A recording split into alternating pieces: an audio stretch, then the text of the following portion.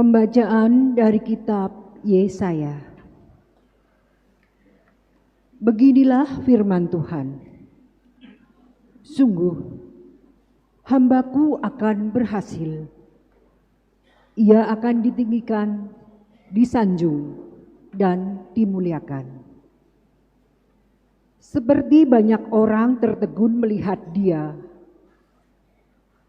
rupanya begitu buruk, tidak seperti manusia lagi, dan tampaknya tidak seperti anak manusia lagi.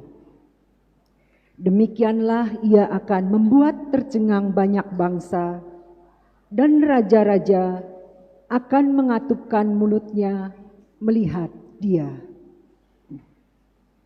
Sebab apa yang tidak diceritakan kepada mereka akan mereka lihat, dan apa yang tidak mereka dengar akan mereka pahami. Maka mereka berkata, siapakah yang percaya kepada berita yang kami dengar?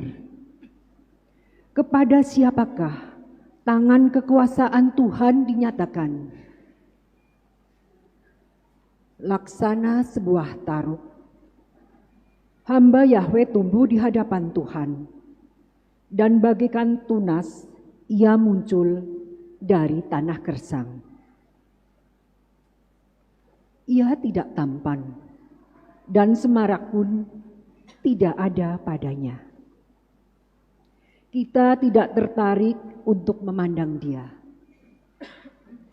Keindahan pun tidak ada padanya, maka kita tidak suka padanya. Ia dihina dan dihindari orang. Dia seorang penuh kesengsaraan. Dia seorang yang tahu apa artinya menderita kesakitan. Ia sangat dihina, sehingga orang menutup mukanya terhadap dia, dan bagi kita pun dia tidak masuk hitungan. Tetapi sesungguhnya penyakit kitalah yang ditanggungnya, dan kesengsaraan kitalah yang dipikulnya. Padahal kita mengira dia kena tulah, dipukul, dan disiksa Allah. Sesungguhnya ia tertikam oleh karena kedurhakaan kita, dia diremukkan oleh karena kejahatan kita. Derita yang mendatangkan keselamatan bagi kita ditimpakan kepadanya, dan oleh bilur-bilurnya kita menjadi sembuh. Kita sekalian sesat seperti domba, masing-masing mengambil jalan sendiri. Tetapi Tuhan telah menimpakan kepadanya kejahatan kita sekalian. Dia dianiaya, tetapi dia membiarkan diri ditindas dan tidak membuka mulutnya, seperti anak domba yang dibawa ke tempat pembantaian, seperti induk domba yang keluh di depan orang-orang yang mencukur bulunya. Ia tidak membuka mulutnya. Sesudah ditahan dan diadili, ia digiring dan dihukum mati. Tentang nasibnya, siapakah yang peduli? Sungguh, ia terputus dari dunia orang hidup. Karena kedurhakaan umatku, ia kena tulah.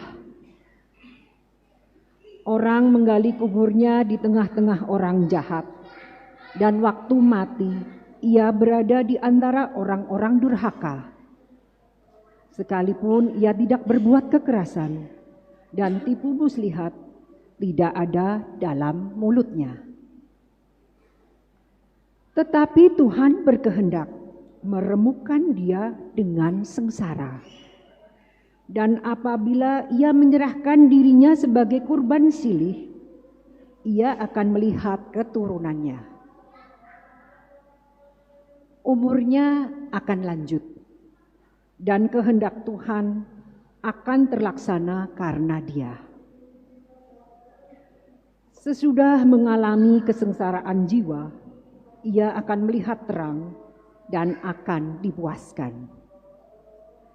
Sebab demikianlah firman Tuhan.